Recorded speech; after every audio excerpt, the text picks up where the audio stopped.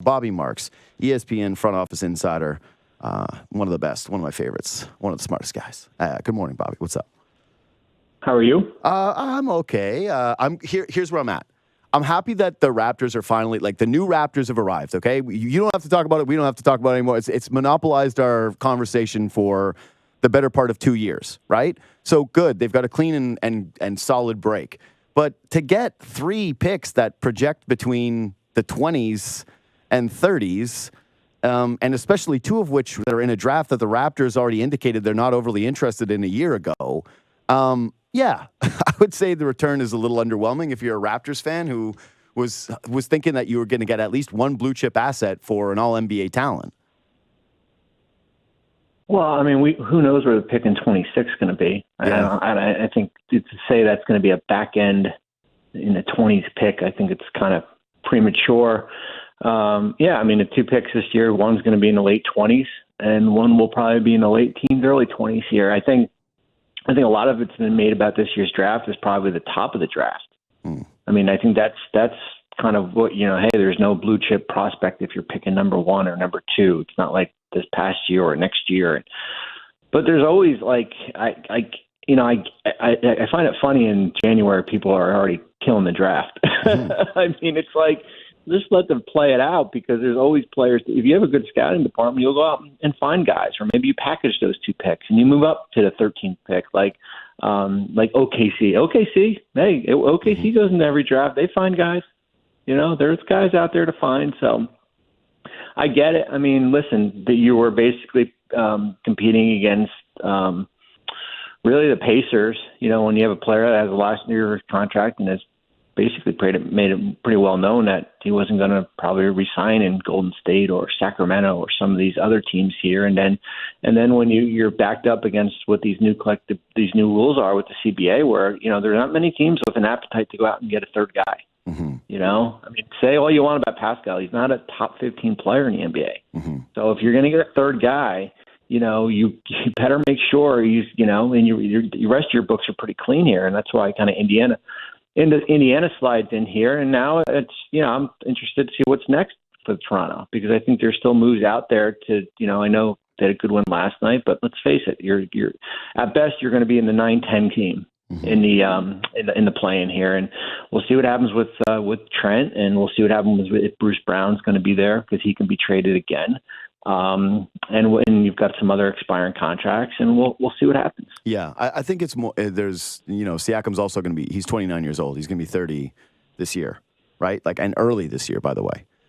Before the playoffs start, Pascal Siakam will be 30 years old. And so if you're a team and you're offering that kind of money, and you're talking about the books and the second apron, yeah, I can understand why the market was so thin. I think the more frustrating element for Raptors fans is if you made this decision earlier that you weren't going to max Siakam, and you had a good read that this wasn't going to be the case, why wait so long when your team was playing this poorly? And when you're talking about those draft picks, of course you can find guys, but to move a first that is, maybe going to end up being a top 10 pick for Jakob Poeltl, and then receiving pretty much less value than that in this year's draft, not pretty much, I would think probably less than this year's draft for Pascal Siakam, it just feels like a really hard departure less than a calendar year later. Yeah, no, I get it. I mean, I try to look forward and not back what happened. And I get, you can say you've traded 2 first-round picks and the past 2 deadlines for Thaddeus and Poeltl, and that one hasn't even come to fruition with San Antonio. So I totally get it. I mean, I guess the counter arguments say, why did they wait until now? And I mean, at the end of the day, you guys saw with OG in late December, it takes 2 to tango, man. Teams don't make deals in December, really. Or, this is the 3rd trade in the NBA this year in the regular season, and 2 have been made by Toronto, just because you just kind of get into this holding pattern where teams are holding, when there's a deadline, teams react differently when it's the first week of February here. And I think for Toronto, they basically got to a point with both deals where this is as good as it's going to get. Yep. We're not getting better in February with OG and Pascal here. So you move forward and you see what, now you see what this group can do. And there's still a few more weeks left, and we'll see what happens with some of these draft picks here. But I mean, the doomsday scenario is that you just held out and you get into the summer and you lose both guys. I mean, at least that didn't happen, because that's happened. Yeah, I mean, that would have been a fireable offense if that would have happened here, and it didn't. And now you get an idea as far as with RJ and Emmanuel, and you got to figure out like kind of who your keepers are. Certainly Scotty's part of that group.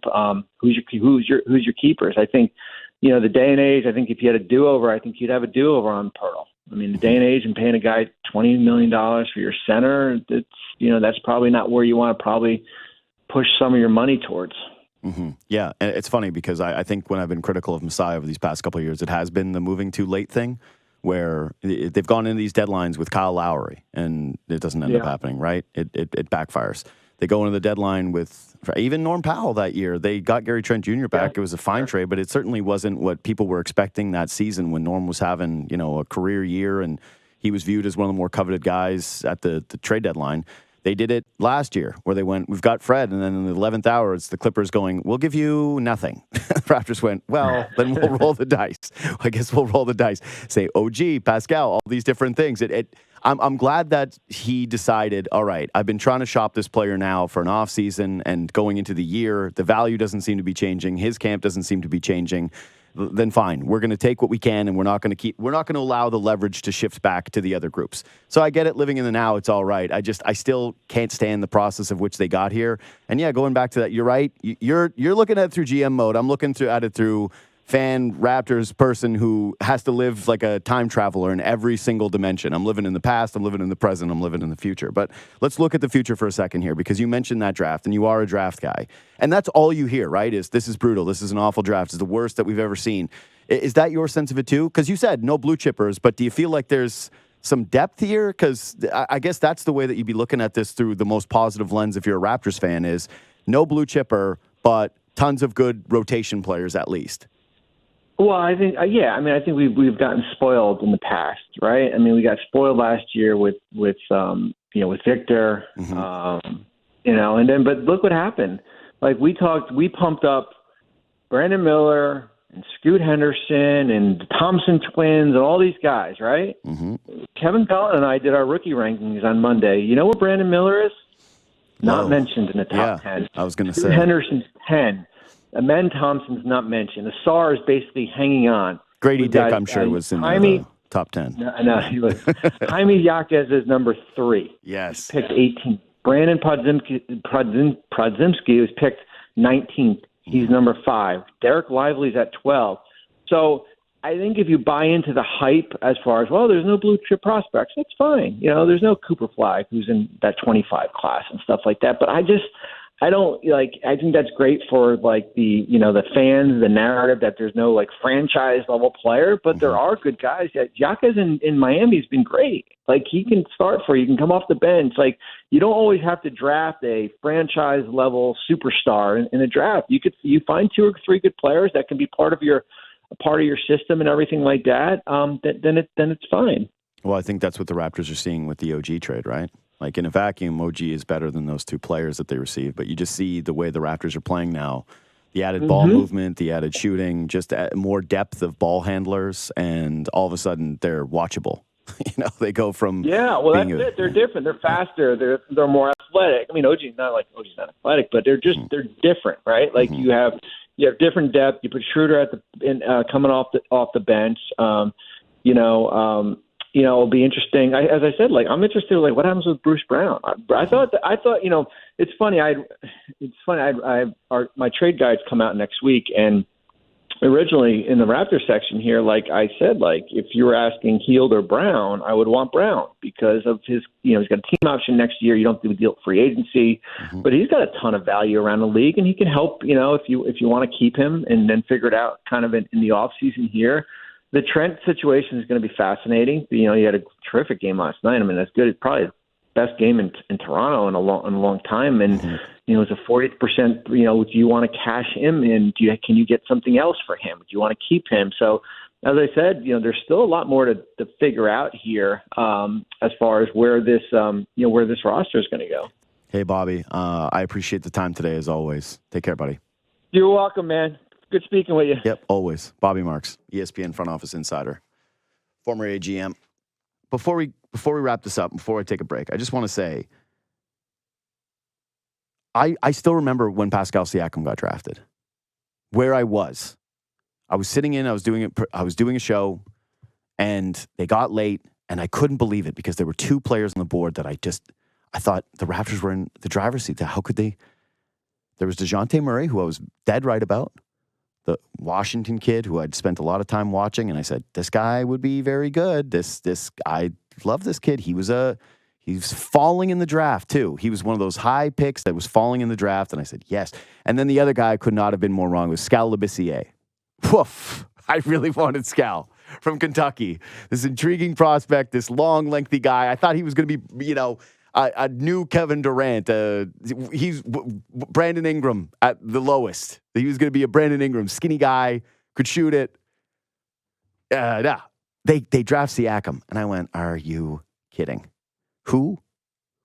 He wasn't on the draft boards. He wasn't someone that was projected to be a first-round pick. Those other two guys were. Those two other guys were projected as lottery picks. Why, Masai? Why have you done this? It was actually kind of a upsetting draft because I wanted Sabonis and DeJounte or Skal. Those were the dreams all of a sudden when they were happening. And they went with Pirtle and they went with a guy named Pascal Siakam, Texas A&M. And I was like, I don't know. I'm not prepared for this. I wasn't prepared to discuss who this guy is. And so what did I do? I equated it to the Bruno pick where I went, man, here's Masai, taking a guy because you saw the intangibles, the athleticism, and you said, oh, okay, so he's trying to do a Bruno pick again. Except for he was Bruno, just not a bust. He was what they wanted in Bruno. He was the intangibles guy, the athleticism guy that they said, we can make this dude a somebody. The difference between him and Bruno was that Siakam had this motor, this incredible motor that we saw from the jump, right? He always hustled. And that is one thing that I will always respect about Pascal Siakam. Were there down moments? Was he a frustrating player at times? Were there, the Celtics series where he just, he couldn't even dribble and he's still trying to go up against Marcus Smart in the post and people were tearing their hair out saying, please, man, stop doing this. Stop trying to be the guy. Did I feel like he tried to force being the guy here near the end a little bit too much? Yes. But one thing you can never knock Pascal Siakam for is that dude showed up every single night. Not only did he play because he was durable, but he gave you whatever he had. Bad teams, good teams, young, as an all-star, whatever. That dude's motor never, ever, ever stopped. I always thought one of the more underrated athletes in the NBA because we judge athletes in the NBA like, are they Zion, right? Are they jump out of the gym? Are they John Morant? Are they Derrick Rose? That's the athletes we want. Are they LeBron James? Are they Russell Westbrook? But man, you want to talk about athletes? Siakam, the way that he ran the floor, graceful, beautiful, gazelle-like.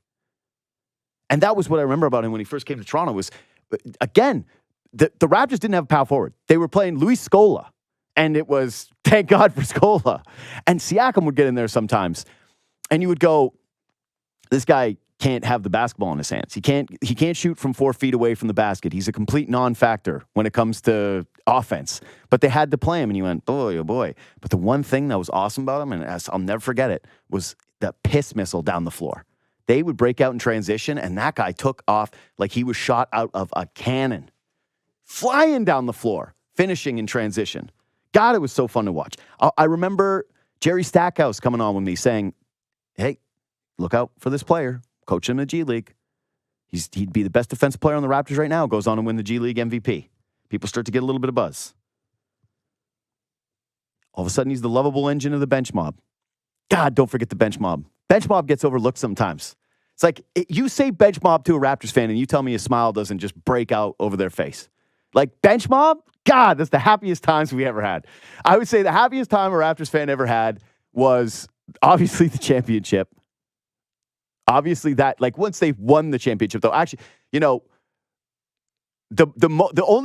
the winning, right? Everybody forgets what a pain it was to get to the winning. Like, losing to Orlando in that first game, the grind that was the Sixers series, falling behind the Bucks, and the feeling of that. The feeling of, oh my God, Kevin Durant's coming back and the Raptors have no chance in this series, and the up and down feelings of the championship series against the Warriors. The winning was amazing, but the journey was, God, it was a slog. It was difficult. It was hard. It was gut-wrenching. The following year was what was so fun. The following year, the run-it-back season where it felt like the pressure to win was off, but the team was fun and they had great chemistry. That was great. So I think but bench mob, man. Bench mob with Siakam was where we first started to see it. We went, maybe there's a little bit more here. Maybe this guy is really developing. And then they go on the championship run, and by that time, like, he's starting. See, all of a sudden, Kawhi is taking nights off, and Siakam's filling in for him, and we're going, this dude is. When they first made that trade, everyone went, oh, is OG going to learn from Kawhi? Is OG going to borrow from Kawhi? OG. It's all about OG and Kawhi and the parallels between the two guys. And it was Siakam that was taking the step. It was Siakam that was looking like he was borrowing the offense. All of a sudden, he was hitting the mid-range. All of a sudden, he was going to the paint a little bit more. All of a sudden, he had way more confidence as a scorer. And he said, damn, Raptors really have something here. This is a real guy. To the point where he's the one who carries them offensively in their first win of the NBA Finals, and then closes the series, closes the NBA Finals with a massive bucket that I think gets forgotten because we all just remember the Danny Green turnover and Steph missing the three. That's the way we crystallized that moment, was the stress, not the joy of that Siakam up and under where he scores at the rim. God, it was fun. The following year, everybody's heartbroken. Everybody's shattered by losing Kawhi Leonard. And then Siakam shows up and people go, is it too much expectation? Can you build a superstar on the fly? And that game against Boston, second game of the year, from memory, I would have told you he hit 11 threes that night, that he tied the NBA record. No, he hit 5. He was 5 of 7. But to me, it felt like a million because all of a sudden it was this dude stretched. He was stretching the floor in a different way and he was knocking him down. And you went, oh, my God. And then don't forget, those first couple of weeks of the season, it was, is this dude the MVP? Is this dude going to be the MVP? And then the season gets derailed by COVID and everything changes. And he comes back and it was never the same. People love bitching about the Leafs and the way that got impacted by the break and play. But, man, the Raptors got hit hard too. Raptors had something rolling and they came back. And Siakam, the guy who'd always been in the gym, couldn't be in the gym. And he wasn't the same. The fan base changed their tone because the expectation was high of him, and he was supposed to be the closer, and he had that series against Boston, and it just never. He came back. He said he had lost his joy, or that he wanted to play with joy again, and there was like it was just a real shift. It was a real shift in tone in terms of how he was perceived in the city, the way that he was embraced, the way that he played, and I think that he's underappreciated now because of that stretch. You look at his career numbers as a Raptor. He is one of the greatest Raptors to ever play, without a doubt. He is the face of what you should want here. A consummate pro, a guy who always showed up with a smile, a guy who was relentless in his pursuit of greatness, a guy who embraced the city, a guy who won a championship here, was a winner here, developed here, did all of those things here, and then set top fives across the board. And yeah, it was time. They had to move on. They had to make this trade. But part of me wonders, man, would have been nice. Would have been nice to have a guy like that be a part of your franchise all the way through.